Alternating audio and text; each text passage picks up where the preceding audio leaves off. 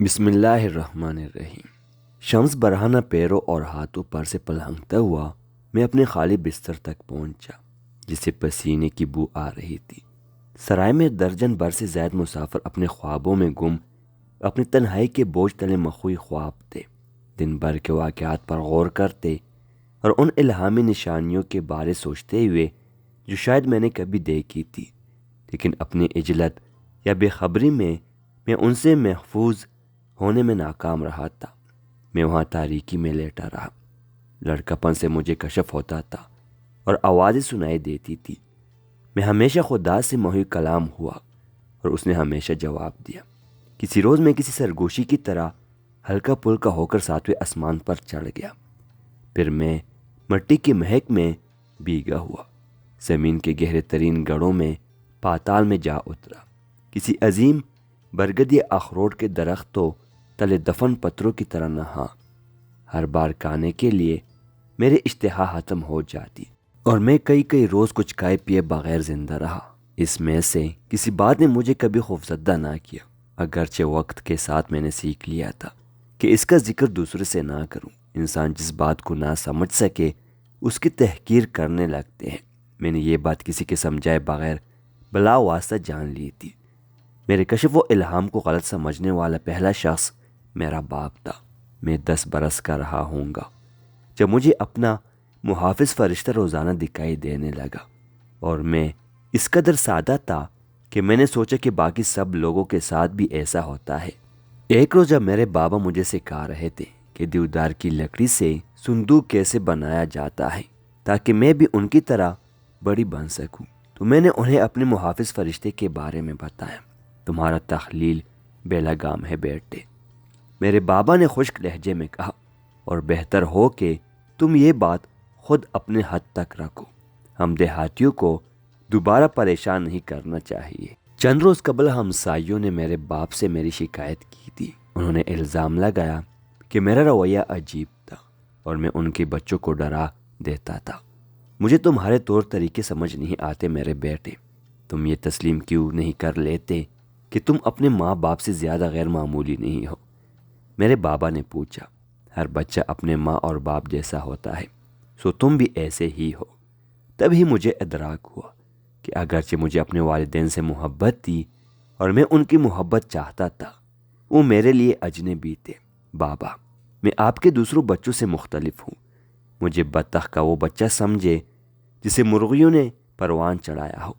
میں کوئی پالتو پرندہ نہیں ہوں جس کا نصیب مرغیوں کے ڈربے میں زندگی گزار دینا ہو۔ وہ پانی جو آپ کو دہشت زدہ کرتا ہے مجھے نئے سرے سے زندگی دیتا ہے، کیونکہ آپ کے برعکس میں تیر سکتا ہوں اور تیروں گا۔ سمندر میرا وطن ہے، اگر آپ میرے ساتھ ہیں تو سمندر کی طرف چلے، اگر نہیں تو میرے معاملے میں دخل اندازی چھوڑ دیں اور مرغیوں کے ڈربے میں واپس چلے جائیں۔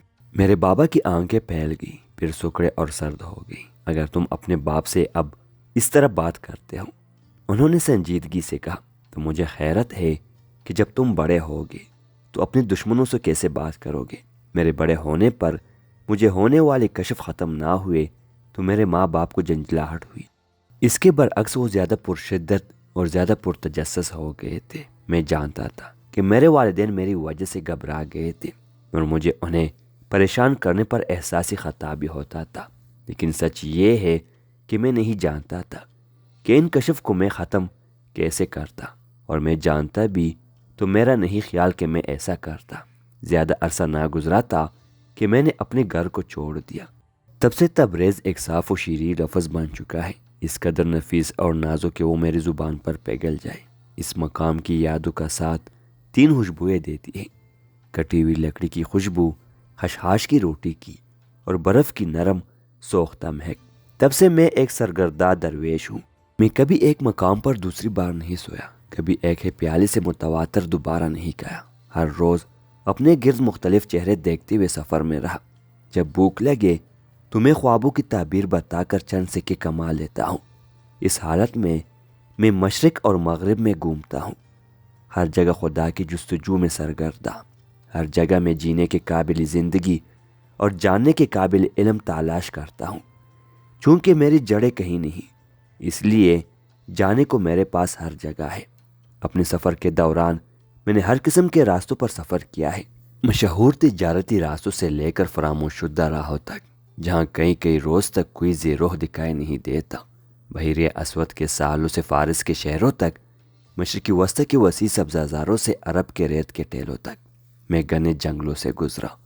میں نے کارواں سرائے اور مسافر خانوں میں وقتی قیام کیا، قدیم کتب خانوں میں صاحب علم لوگوں سے بات چیت کی، مکتبوں میں ننھے بچوں کو پڑھاتے اساتذہ کو سنا، مدرسوں کے طلباء سے تفسیر اور منطق پر بحث کی، معبدوں، درگاہوں اور خانقاہوں پر گیا، گوشہ نشینوں کے ہمراہ ان کے خانقاہوں میں مراقبہ کیا، درویشوں کے ہمراہ ذکر میں شریک ہوا، نیکاروں کے ہمراہ روزے رکھے اور کافروں کے ساتھ کانا کھایا، پورے چاند تلے شامانوں کے ساتھ رقص کیا، ہر عقیدے، دور اور پیشے کے لوگوں کو جانا اور آفتوں اور معجزوں کا یکساں شاہد بنا۔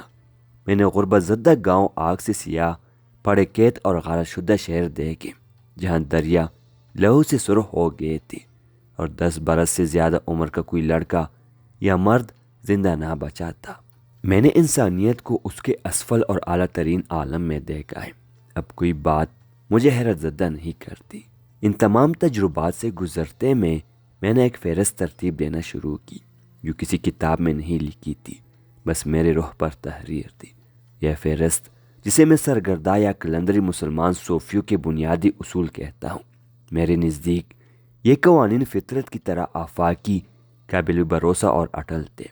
یہ مل کر مہذب عشق کے 40 اصول بناتے تھے جن کی تکمیل صرف اور صرف محبت کے ذریعے ممکن ہو سکتی تھی، اور ان میں سے ایک اصول کے مطابق سچائی کا راستہ دماغ کی نہیں، دل کی متواتر مشقت ہے۔ دماغ کو نہیں بلکہ اپنے دل کو اپنا رہنما، اپنا مرشد بنا لو، اپنے نفس سے ملو، اسے للکارو اور بالآخر دل کے ذریعے اس پر غالب آ جاؤ، یہ جانتے ہوئے کہ تمہاری ذات کی معرفت خدا کی معرفت کی طرح تمہاری رہنمائی کرے گی۔ اور ان اصولوں پر کام مکمل کرنے میں مجھے برسوں لگ گئے، ان تمام 40 اصولوں پر۔ اور جب کہ میں یہ کام مکمل کر چکا تھا، میں جانتا تھا کہ میں اس دنیا میں اپنے آخری مرحلے کے قریب تھا۔ کچھ عرصے سے مجھے اس رخ پر بہت سے کشف ہوتے رہے تھے۔ مجھے فکر میں مبتلا کرنے والی شے موت نہیں، کیونکہ میں اسے اختتام کے طور پر نہیں دیکھتا، بلکہ فکر مندی کی بات تھی، اپنے پیچھے کوئی وراثت چھوڑے بغیر مرنا۔ میرے سینے میں الفاظ کی ڈھیر جمع تھے، کہنے کو منتظر کہانیاں۔ میں یہ سارا علم کسی دوسرے شخص کو سونپنا چاہتا تھا، کوئی استاد نہ ہی شاگرد۔ مجھے کسی ہمسفر کی تلاش تھی، کوئی رفیق۔ اے خدا، میں نے تاریک کمرے میں سرگوشی کی، تا عمر میں نے دنیا جہاں کا سفر کیا اور تیری راہ کی پیروی کی۔ میں نے ہر شخص کو ایک کھلی کتاب کی طرح کسی چلتے پھرتے قرآن کی صورت دیکھا۔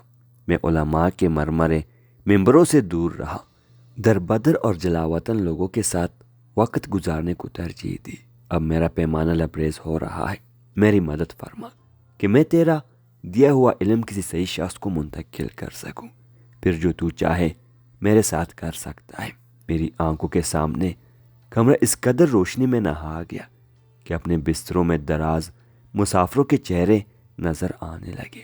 اندر موجود ہوا تازہ اور حیات بخش ہو گئی، یوں جیسے تمام کھڑکیاں کھول دی گئی ہو اور کوئی طوفانی ہوا دور دراز کے باغات سے نرگس اور یاسمین کی خوشبو سمیٹ لائی ہو۔ بغداد چلے جاؤ، میرے محافظ فرشتے نے سریلی گنگناتی آواز میں کہا۔ بغداد میں کیا شے میری منتظر ہے؟ میں نے پوچھا۔ تم نے ایک رفیق کے لیے دعا کی تھی اور ایک رفیق تمہیں عطا کیا جائے گا۔ بغداد میں تمہیں ایک مرشد ملے گا جو درست سمت میں تمہارے لیے نشاندہی کرے گا۔ میری آنکھوں میں تشکر کے آنسو بر آئے۔ اب میں جان گیا کہ میرے کشف میں موجود آدمی میرے روحانی ساتھی کے سوا اور کوئی نہ تھا۔ جلیا بدیر ہمارے نصیب میں ملنا تھا، اور جب ہم ملتے تو میں جان لیتا کہ اس کے مہربان بادامی آنکھوں میں ابدی اداسی کیوں تھی، اور آغاز بہار کی ایک شب میرا قتل کیسے ہونا تھا۔